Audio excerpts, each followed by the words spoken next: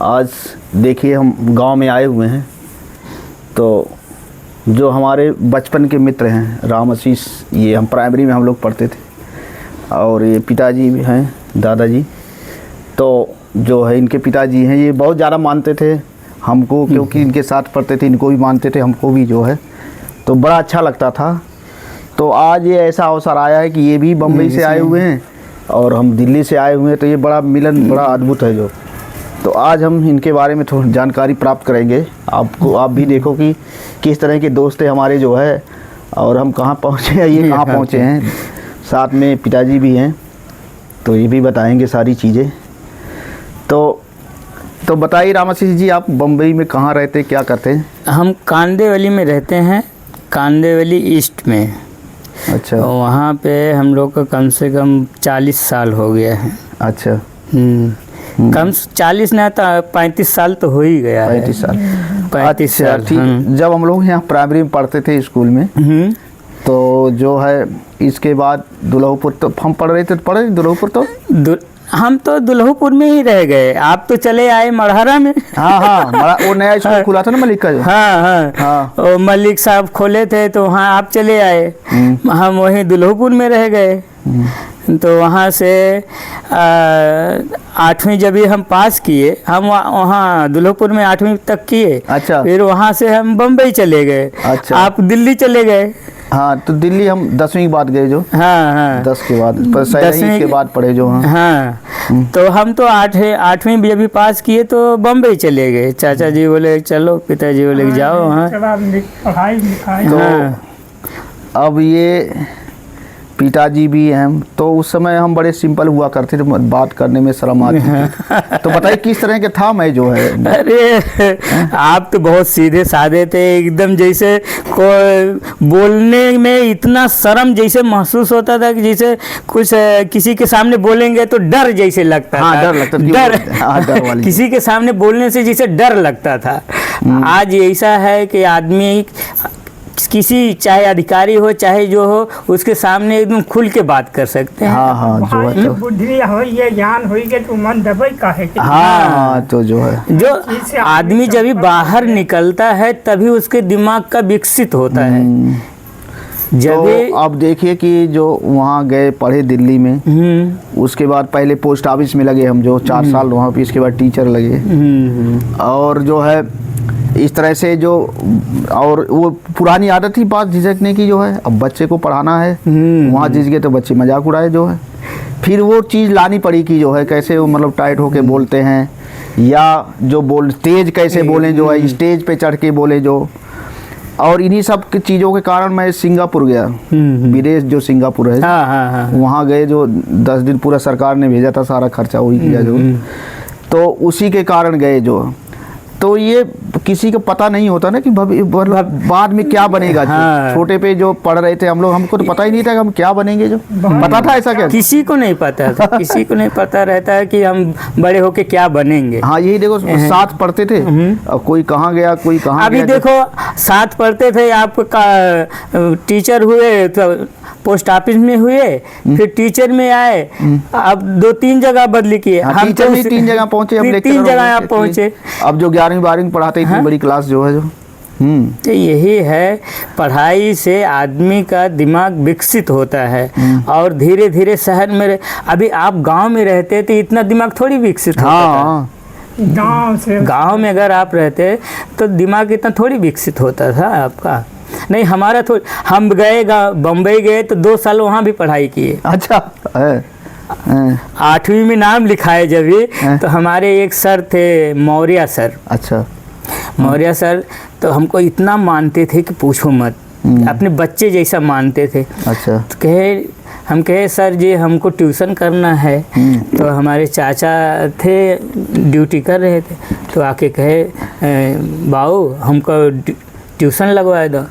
तो उन्हों 2 बच्चे पढ़त रहे, 3। हाँ। अब वो हम परेशान रहे, 2 बच्चे हुए, एक तीसरा हम, चौथा हम।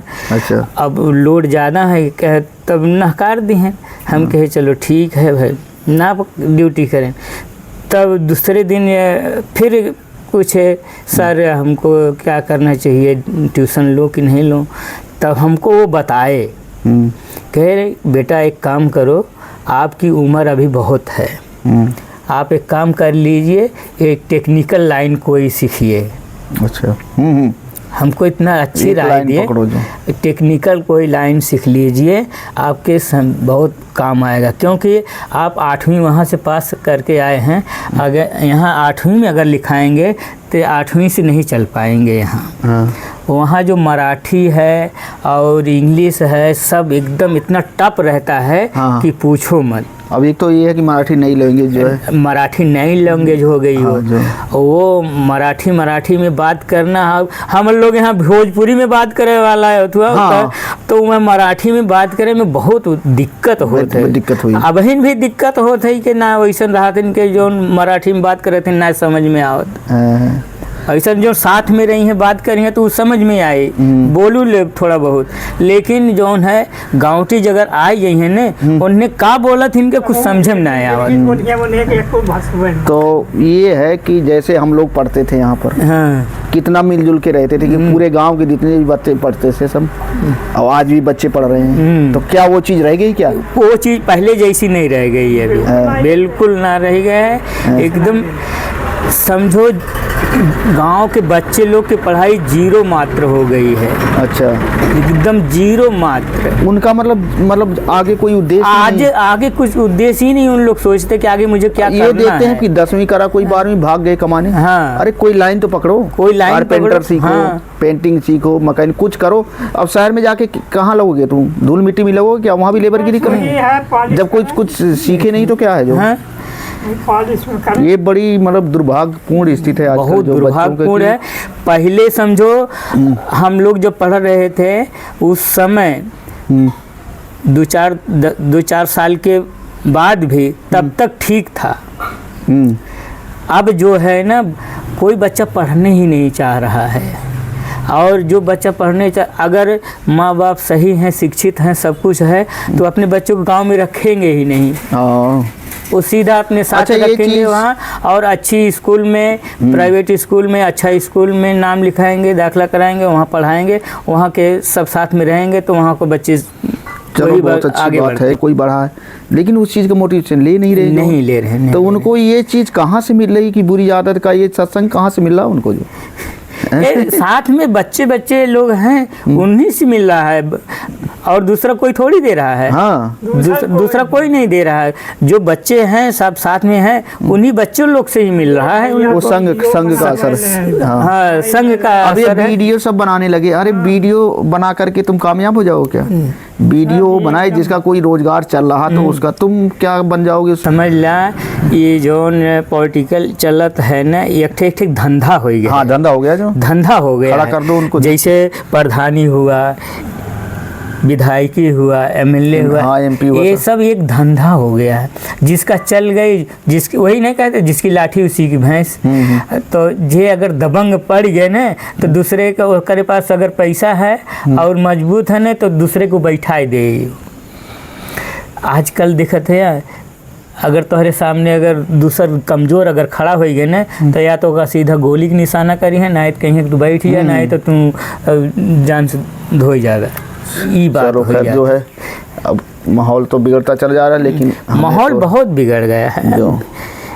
तो ये जो लोगों की जो थिंकिंग है कि जो खाली कहेंगे शिक्षित बनो, संगठित बनो और संघर्ष करो, लेकिन पहला ही जो है वो पहला ही फार्मूला यूज नहीं कर रहे हैं, तो दूसरे पे खाली यह कान से सुना थे, यह कान से निकाल लेते इनके। शिक्षित बनो, संगठित। तो मंजू मास्टर रहे ना। हाँ, मंजू मास्टर तब वो सही रहे, छवई मास्टर तो वैसे उन्हें देख के डर जाए। वो तो कहा पहले में पहुंचा, कहा कि पढ़ला ना है तो मुँह मारम।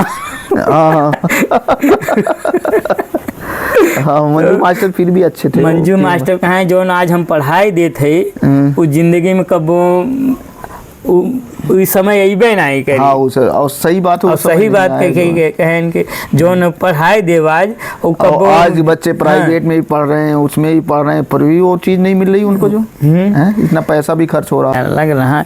देख उस समय रहा जो मंजू मास्टर साहब कह देते रहे, कहें यही प्राइमरी में पढ़ के डीएम एसडीएम अथवा बनत रहे नहीं गए। आज देखो हाँ यहीं के पढ़े सब बने, यही प्राइमरी से बनत रहे हैं, सब यहीं प्राइमरी से ही पढ़ के जो डीएम एसडीएम अथवा बनत रहे हैं, यही प्राइमरी से निकल के अब जो प्राइवेट में प्राइवेट में इतना उच्च शिक्षा देते हैं तो अपना बना था जो ना बन पा। तो उस समय था कि पिताजी भी हमारे थे, आपके बहुत गहरे साथी थे। तो आपके कैसे कैसे गहरे साथी थे पिताजी?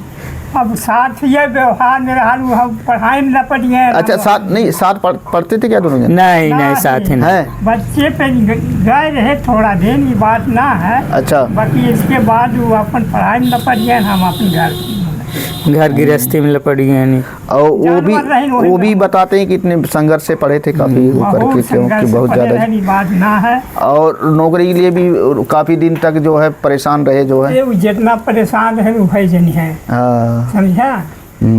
और अब तो परेशान रहा, साफ रहा है। हाँ उनका दिल साफ रहता है, भले मुंह पे कुछ भी बोलने जोन बोलना तो साफ बोलने, मुंह पे जोन बोलना तो साफ बोलने। ऐसा था उनका, कोई गुस्से वाली चीज बोलते थे तो बाद में वो खुद ही बोलने लगते थे उससे। हाँ ना ही जैसे कोनो बात ऐसा बोलबो करें मुंह पे तो जोन बात बोले वो साफ बात बोले, क्लियर बात, चाहे तुम्हें अच्छा लागे या ना लागे। वो भले अच्छी बात कहत रहे लेकिन तोहरे समझ में चाहे वो बुरी लागे या अच्छी लागे, सच्ची। तो ये छोटी सी हमारी मुलाकात थी और अब देखते हैं अगली मुलाकात कब होगी।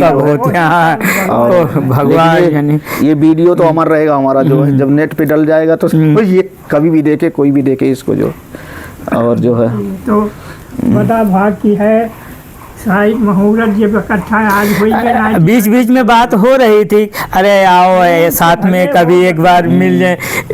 पिछले साल ऐसा बात होती रही कि चलो मैं भी ठंडी में आ रहा हूँ, आप भी आओ, साथ में मुलाकात होगी, उस समय नहीं हो पाए। हाँ ये शादी भी जो हुई आपकी तो ये ऐसे टाइम में हुई कि जो बच्चों का जो समय पढ़ाई का, क्योंकि हमारे पास शादी में भी आपको बुलाए थे तो बोले नहीं उस समय भी शादी है। ऐसा बोर्ड की क्लासें होती ना तो हमें 11वीं 12वीं पढ़ाते थोड़ा मुश्किल होता है, जो इधर सर्दी गर्मी में तो हो जाती छुट्टी, जो जाते थे दुल्हपुर तो। अरे दुल्हपुर हम लोग जा रहे हैं। अच्छा वो जाते थे तो जब बाढ़ आती थी फिर झोला सर पे रख करके और वहाँ जुट्टा उट्टा होता था जो उसमें बिच्छू वगैरह, बड़ा डर लगता था। नहीं बहुत आजकल के बच्चे वैसे जाएंगे भी नहीं पढ़ने के लिए वहाँ। वह समय जो जैसे हम लोग पढ़ाई करे वहाँ गए रहे दुल्हपुर पढ़े, आजकल के बच्चे वैसे जाएंगे तो देख लीजिए। ये मैं कोई मेरे ऊपर तो विश्वास नहीं करूँ, लेकिन साथ ही देखो बात कर रहे हैं कि हम लोग किस तरह से पढ़ने जा रहे, छठी क्लास की बात कर रहे हैं जो, क्योंकि 5वीं तो गाँव में ही था स्कूल हमारा जो, लेकिन छठी जो है दूर जाना पड़ता था दुल्हपुर जो है, तो वहाँ पूरा एकदम समझो कि समुद्र पार करना पड़ता था। हाँ जो है। चलो बहुत अच्छी बात है जो है हमने शेयर की जो है, और आशा करते हैं कि आपको पसंद आएगा। तो चैनल को लाइक करें, सब्सक्राइब करें। तो इसी के साथ आज बस इतना। धन्यवाद कर दीजिए। धन्यवाद।